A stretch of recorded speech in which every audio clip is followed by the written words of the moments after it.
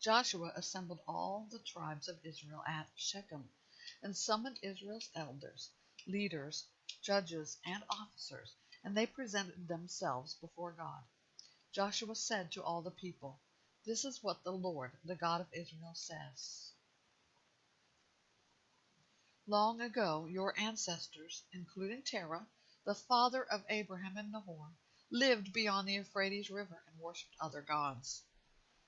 But I took your father Abraham from the region beyond the Euphrates River, led him throughout the land of Canaan, and multiplied his descendants. I gave him Isaac, and to Isaac I gave Jacob and Esau. I gave the hill country of Seir to Esau as a possession, but Jacob and his sons went down to Egypt.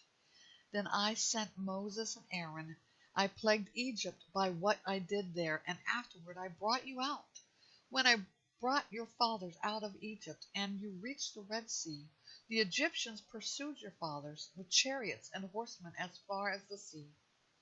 Your fathers cried out to the Lord, so he put darkness between you and the Egyptians, and brought the sea over them, engulfing them. Your own eyes saw what I did to Egypt. After that you lived in the wilderness for a long time.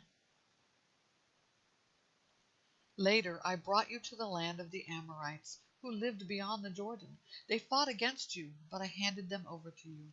You possessed their land, and I annihilated them before you. Balak, son of Zippor, king of Moab, set out to fight against Israel. He sent for Balaam, son of Beor, to curse you, but I would not listen to Balaam. Instead, he repeatedly blessed you, and I delivered you from his hand. You then crossed the Jordan and came to Jericho. The people of Jericho, as well as the Amorites, Perizzites, Canaanites, Hittites, Girgashites, Hivites, and Jebusites, fought against you, but I handed them over to you. I sent the hornet ahead of you, and it drove out the 2 Amorite kings before you. It was not by your sword or bow. I gave you a land you did not labor for, and cities you did not build, though you live in them. You are eating from vineyards and olive groves you did not plant. Therefore, fear the Lord and worship him in sincerity and truth. Get rid of the gods your fathers worshipped beyond the Euphrates River and in Egypt, and worship Yahweh. But if it doesn't please you to worship Yahweh, choose for yourselves today the one you will worship, the gods your fathers worshipped beyond the Euphrates River, or the gods of the Amorites in whose land you are living. As for me and my family, we will worship Yahweh." The people replied, "We will certainly not abandon the Lord to worship other gods. For the Lord our God brought us and our fathers out of the land of Egypt, out of the place of slavery, and performed these great signs before our eyes.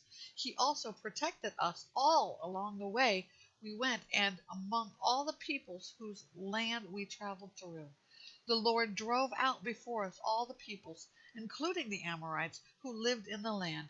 We too will worship the Lord because he is our God." But Joshua told the people, "You will not be able to worship Yahweh because he is a holy God.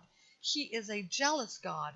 He will not remove your transgressions and sins. If you abandon the Lord and worship foreign gods, he will turn against you, harm you, and completely destroy you after he has been good to you." "No," the people answered Joshua, "we will worship the Lord." Joshua then told the people, "You are witnesses against yourselves that you yourselves have chosen to worship Yahweh." "We are witnesses," they said.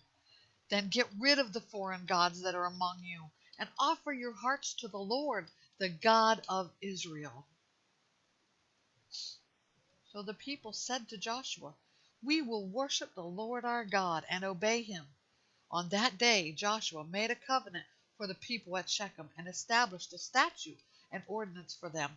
Joshua recorded these things in the book of the law of God.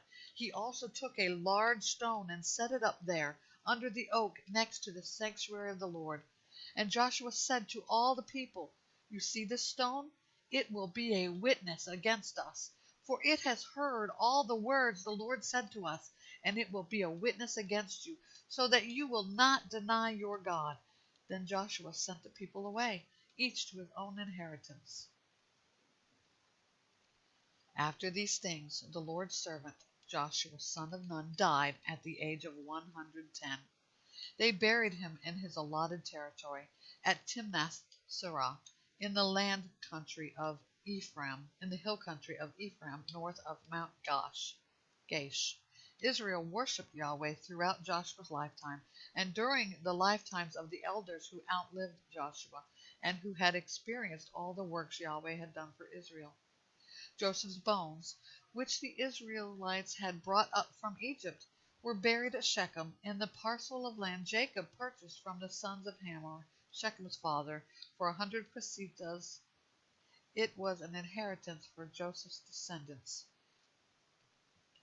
And Eleazar, son of Aaron, died, and they buried him at Gibeah, which had been given to his son Phinehas in the hill country of Ephraim.